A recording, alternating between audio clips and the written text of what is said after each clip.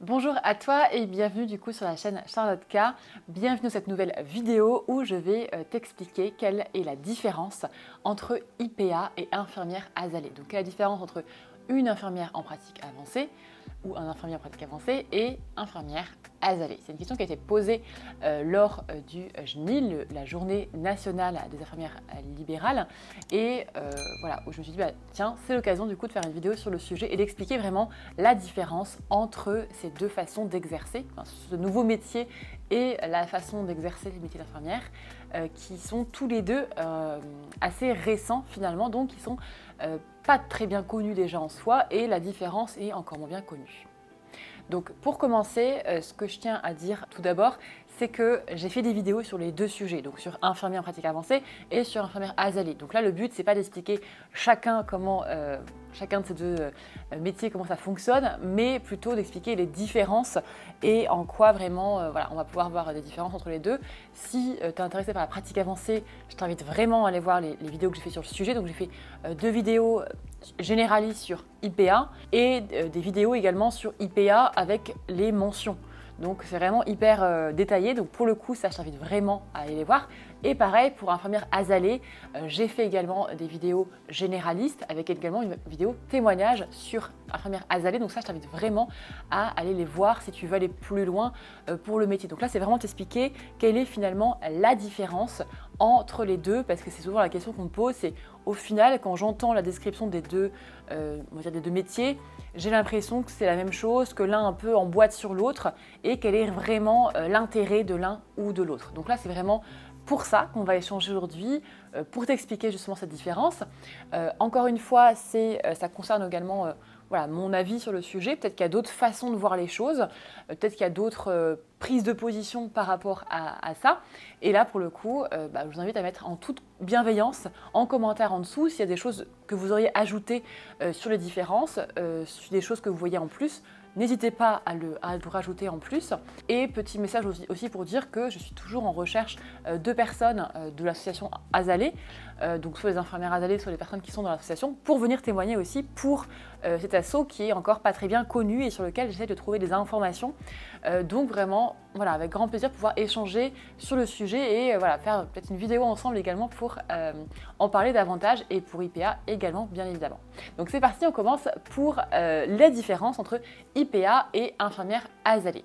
Donc la première différence qu'il faut voir, c'est au niveau des études. Donc études/formation, en fait c'est pas du tout la même chose finalement, infirmière azalée et IPA. IPA c'est quoi? C'est un nouveau métier, c'est un grade, une reconnaissance au grade master, et c'est 2 ans d'études pour devenir infirmière en pratique avancée, avec après plusieurs mentions, ça je ne vais pas les redétailler ici, en fonction justement des études qu'on fait en seconde année. Donc c'est 2 années d'études en plus dans une université pour accéder à un grade, à un niveau master, et du coup avoir ce nouveau métier qu'on appelle parfois entre le médecin et l'infirmière, pour décharger en effet les médecins. Donc ça, je ne vais pas y revenir, mais pour avoir vraiment une reconnaissance du médecin infirmière avec voilà, beaucoup de choses qui vont rentrer en jeu, notamment le fait de pouvoir prescrire, notamment le fait de pouvoir faire de la recherche également dans la pratique avancée, etc. Donc ça, voilà, mais tout ça pour dire que c'est 2 ans d'études et c'est un niveau master. Donc voilà pour la pratique avancée.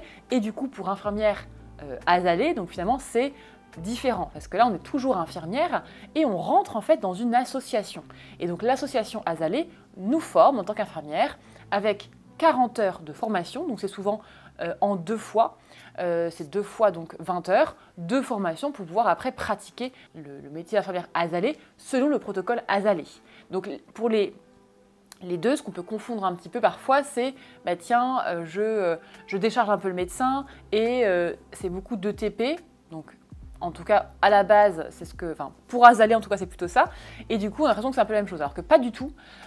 Pour infirmière pratique avancée, il y a beaucoup de mentions différentes, donc finalement il y a un champ des compétences qui est vraiment beaucoup plus large pour donc IPA, et azalée on va vraiment rester sur beaucoup d'éducation thérapeutique pour du coup tout ce qui est prise en charge chronique. Donc infirmière en pratique avancée, on est sur 2 ans d'études, donc 2 ans de formation supplémentaire après infirmière et un grade master. Donc c'est vraiment un nouveau métier qui s'inscrit dans le voilà, dans l'histoire du métier d'infirmière.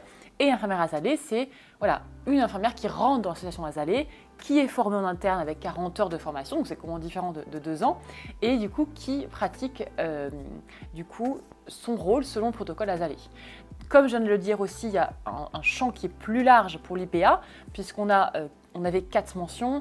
Il y en a une nouvelle du coup qui est apparue, infirmière en pratique avancée aux urgences. Voilà, le champ est beaucoup plus large que infirmière Asalée, qui est plutôt sur de l'éducation thérapeutique pour des pathologies chroniques.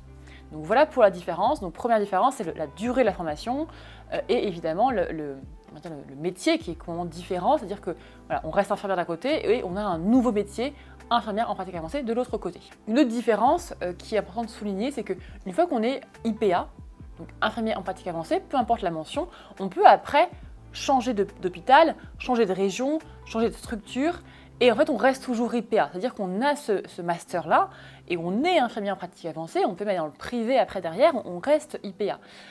Pour Asalée, la différence, c'est qu'en fait on est formé selon le protocole Asalée, et en fait si on quitte l'association, si on n'est plus infirmière Asalée et qu'on part ailleurs, par exemple, je dis n'importe quoi, on devient infirmière scolaire, par exemple, c'est pas un bon exemple parce que c'est pas beaucoup de pathologies chroniques, mais si on part en santé au travail, par exemple, et qu'on quitte vraiment l'association, on ne pourra plus exercer selon le protocole Asalée. Donc finalement, d'un côté, on a une pratique qui est, on va dire, reconnue. Bah, voilà, on est IPA pour la vie, j'ai envie de dire, on a nos connaissances, et de l'autre côté, en fait, on dépend de l'association, et si un jour on sort, on ne sera plus infirmière Asalée. Donc ça paraît logique, évidemment, mais c'est aussi une différence qui est importante. Encore une fois, pour faire la différence entre les deux, c'est vraiment différent l'exercice entre IPA et Asalée. Ensuite, par contre, on va pouvoir trouver une ressemblance entre les deux, c'est que quoi qu'il arrive, infirmière en pratique avancée et Asalée, ça s'exerce soit en tant que salarié, soit en libéral. Donc ça c'est le cas pour les deux. Pour le coup, on peut l'exercer de plusieurs façons. Donc il y a des Asalées qui sont salariés de l'association Asalée et d'autres qui l'exercent en libéral. Et pareil pour l'IPA, on peut être soit salarié, soit salarié plus libéral, soit libéral à 100% pour IPA. Dernière chose que je voudrais signaler aussi, qui est important parce que voilà, encore une fois, j'ai beaucoup de retours grâce à la communauté Charlotte K. Donc ce que je dis, je n'invente pas, c'est vraiment basé sur des retours d'IPA ou d'infirmière Asalée.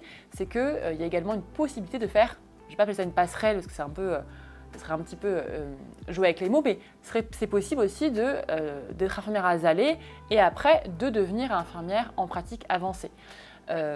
Donc ça, encore une fois, je ne l'invente pas. Il y a des infirmières qui sont infirmières Asalée qui se font financer leur formation d'IPA par l'association Asalée. Donc c'est possible. Je ne sais pas à quelle fréquence, je ne sais pas jusqu'où ça peut aller. Je ne sais pas s'ils pouvaient financer des centaines d'IPA. Je n'ai pas cette notion-là, mais je sais que c'est possible de faire le pont entre infirmière Asalée et IPA. Parce que infirmière Asalée, donc on l'a dit, c'est pas mal d'ETP, l'éducation thérapeutique patient, et on peut être sensible à ça également en tant qu'IPA et donc vouloir après avoir une reconnaissance avec un niveau master. Donc c'est possible de faire ce pont-là, donc soit grâce à Asalée, soit voilà, avec des fonds propres, des financements personnels. Ça c'est possible également. Donc voilà, je vais vous faire le lien entre les deux. Voilà, il y a aussi des questionnements par rapport à voilà, comment est-ce que je me positionne quand je change ma Asalée par rapport à IPA. Pour moi, c'est deux façons d'exercer qui sont différentes. Comme j'ai expliqué dans cette vidéo, voilà, il y a des différences qu'il faut prendre en compte. Peut-être que j'ai oublié des différences, peut-être que j'ai voilà, pas mis peut-être les bonnes formes sur certaines choses, mais en tout cas, ce qu'il faut retenir, c'est que c'est différent, même si, on va dire, l'intention première au départ était assez similaire, on ne va pas se mentir. Finalement, on voit bien que l'émergence de l'IPA et vu les mentions qui s'ajoutent, donc il y a une mention psychiatrie qui s'est ajoutée après, là la mention urgence récemment qui s'ajoute, on voit que finalement la destinée du métier d'IPA va vraiment se développer énormément dans un grand champ de compétences qui est différent d'Asalée et également, j'ai envie de le redire une dernière fois, au niveau de la formation, c'est vraiment différent au niveau de la reconnaissance également. Donc j'espère que ça t'aura aidé de comprendre un peu mieux la différence entre infirmière en pratique avancée et infirmière Asalée. N'hésite pas, si tu as besoin d'aller un peu plus loin dans ces métiers-là, à aller voir les vidéos, donc en tapant tout simplement Charlotte K IPA ou Charlotte K Azalée sur YouTube, d'aller voir les vidéos qui vont aller plus loin dans chacun de ces deux métiers finalement. N'hésite pas encore une fois à mettre en commentaire voilà, ce que tu as retenu de la vidéo, ce que tu pourrais ajouter, encore une fois en toute bienveillance, et à la partager à des collègues qui se posent des questions sur des évolutions après IDE. Et puis je te dis à très vite.